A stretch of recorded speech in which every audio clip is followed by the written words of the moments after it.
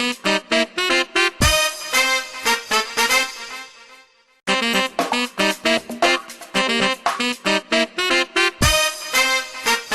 would like to welcome you, sir, Mr. Ashish Gupta, who's the Director of Admissions and Outreach at RV University, Bengaluru, Karnataka, India. And today we are here to have a session with you on discussion about, everything related about a career from placements to admissions. So first, I would like to invite Vanshika to place her questions with you. So before we start, I just want to know which class you guys are in. I'm from grade 12. Sir, I'm also from grade 12. From grade 12th as well. That's great. Now I understand that you would understand what all we discuss. Yeah, please go ahead. Yes, so thank you very much, sir, for joining this Undergrad Admission Connect. So before we move into the technical stuff, the first thing that all the students like us from 12th graders would like to know is what is one special thing about RV University that we should look for before applying? Uh, Focus. What is one special thing that RV University offers so that we can look at the different courses that RV University provides in Bangalore? So I'll come to your second question because first I'll answer the first one is what is one special thing? And that is focus. You know where RB started? One person thought about education. He rented a room with 6 students. And it took the journey of 60 years. Those 6 students in one classroom has become 25 institutions, 30,000 students. And you know one thing behind all of this success? Focus. That we have been for last 60 years are focused on education. So this is exactly a message to all of you and all the 12th graders who will watch this, that how focus on one single thing can transform your life. You don't have to do many things. You can do just one thing and become super successful. Yeah. Now, let's come to your second question is what RV University offers and what all the courses. So RV as an institution has multiple institutes. We are based in Bangalore and we offer from management to engineering to liberal arts, everything under the sun. But RV University is a liberal education focused university. Now, all of you, are you aware of what is liberal education? Maybe a little idea about it. A little idea. But if I talk about the word liberal, it means flexible, right? So this is very similar to that. Liberal education means flexible education. That means a person who is coming to study business is interested to understand design, and they can opt for one paper in design. Similarly, a student who has come to understand the filmmaking is interested in business because they want that while I'll do filmmaking, I also want to build my business. And for that, I need to understand the entrepreneurship. They can opt for a paper in entrepreneurship. So that means liberal education means there are no fixtures that if you have come in this course, you will only learn this, nothing else. Liberal education is all about understanding your skills and then fulfilling your knowledge to build a career that you want to build. Okay, now why liberal education has come in India and why it is becoming so popular, you need to understand that if you go back to 40, 50 years back, you would see that people in their life had only one skill and they survived the career. Somebody was a bank cashier, they did the job for 30 years, 35 years, and retired also. People had a lot of patience. But today, in your generation and in my generation, we are multi-skilled society. We do a lot of things. You are equally good in technology as well as music. You are equally good in business as well as public speaking. So we are a multi-skilled society. And in a multi-skilled society, liberal education fits in because this is the education where you can learn multi-skills. Now at RV, we have our school of business, we have school of design, we have school of law, we have school of filmmaking, and a lot more. So we offer almost about 20 to 25 new age courses that are all about the aspiration of your generation. And with that, we also understand that you need the international exposure. That's why in all our courses, there is a bit of internationalization. In some courses, we offer the exchange. In some courses, we offer the pathways. In some courses, we help you get the international faculties and international overview. But there is a sense of internationalization because we are going to be a global society. India today is the fifth largest economy, and we are going to become a third largest economy soon. And when we do that, you will see lot of not just Indians going outside and working. You will see people from different countries coming in. And when I say different countries, not the third world countries, but the first world countries like Europe and US. People will come from there and work in Delhi and Bangalore and other top cities, top tech cities. So Yes, you so spoke about RV being a liberal arts supporting liberal arts. What exactly are the facilities that it offers, like libraries, laboratories, and other facilities? So you need to understand, as an education institute, as a new age education institute, you have to provide the facilities at international standard. Okay. And when I say international standard, what are the international standard? Number one is facility of education. Facility of education means the first place for a student is a classroom. So you have to have a world class classroom with all the automation, digitalization, audio visual, the best possibility. We have built that. The second thing is you need world class educators, because after sitting you need someone to tell you what to do, right? So world class educators. As RV, I told you, is we are a 60 years old group. A legacy is there. We have some of the best educators in India, right? Third is library and accommodation and food facilities. Because after you settle down, you have your classroom, you have your teachers. The third thing that is required for you is overall facilities. So you have a wonderful library, you have a wonderful hostel, you have well connectivity. The next thing comes is that you don't just come in a university for your education, you also come to develop yourself as a person. And for that, what is required is extracurricular activities. Some of you who come may be interested in performing arts. Some of you who come may be interested in sports. Some of you who come may be interested in public speaking. Some of you who come may be interested in research. So we make sure that it's a 360-degree overview and not just limited to classroom education. And that's why when you have a size of thousands of students, you get that.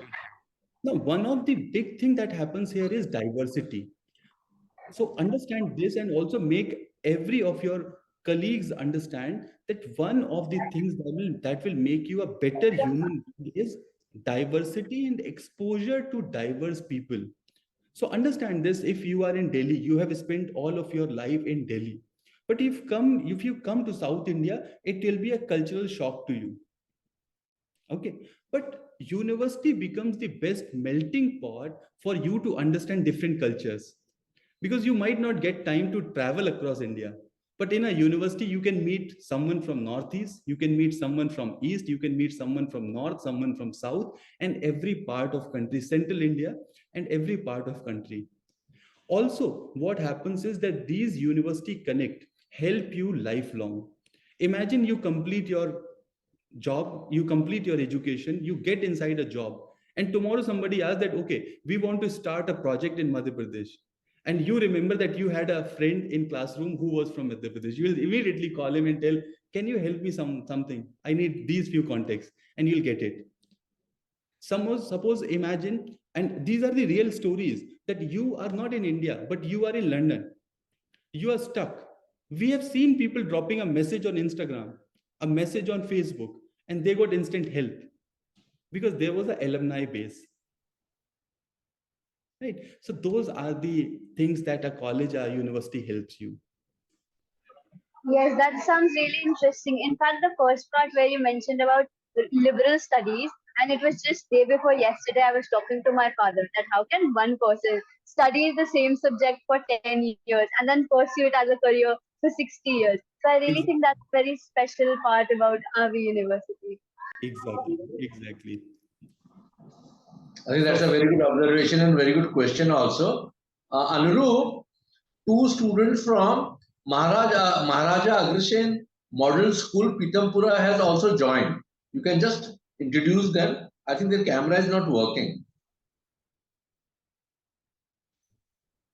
So I'd also like to welcome the students from MAMS, and we are having a session about career options and choices and other things about RV University, and we have Ashish Gupta sir here with us. Sir, I had a question that like let's say I join the course of computer science and engineering at RV University. So what are the placements like? What are the companies that would be recruiting and other things? I would like an idea about that. Okay, so Anurup, you know there's a proverb called hitting the jackpot. Yes, sir. So computer science and engineering in RV University is just like hitting a jackpot. Now I'll tell you why. One thing is that we are in the Silicon Valley of India. Okay, so Bangalore is where you have all the top companies. We have something called Electronic City, and in Electronic City, you have not just India's but world's top technology company available. And their hiring not happens in hundreds; their hiring happens in thousands. Okay, that is number one. Second is RV has a legacy in computer science and engineering. Okay, we started 25 years back and we are revered not just in Karnataka or Bengaluru, but across India as one of the top engineering colleges. So that is the kind of positioning we have. And the third thing is placement. Now, placement is all about, so understand this, and this is very important. I want you to remember for lifetime. Placement is right talent in right place. And when right talent meets the right place, what happens is success. And this exactly happens here when you are in Bengaluru and when you are in the right college. The right university comes and you are able to showcase your skills. You are placed. We have seen placements of 50 lakh, we have seen placements of 60 lakh, we have seen placement of 80 lakh rupees also from RB University. So placement is definitely one of the very positive side here. Also, as a country, we are growing. And the best thing we as a country did, you know what? In 1990s, we invested in technology. We investing in, and for India, one of our key assets is our human potential. You all are very smart. Why Indians are so much admired across the world? Because we are not just hardworking, but our brains are also very smart. So that is where when India works in technology, it does wonders. And that is where we have seen companies like Infosys or Wipro or TCS coming up and becoming not just India's, but world's top companies. Right? So Bangalore is the best place, and RV University is the best landing point for a career in technology.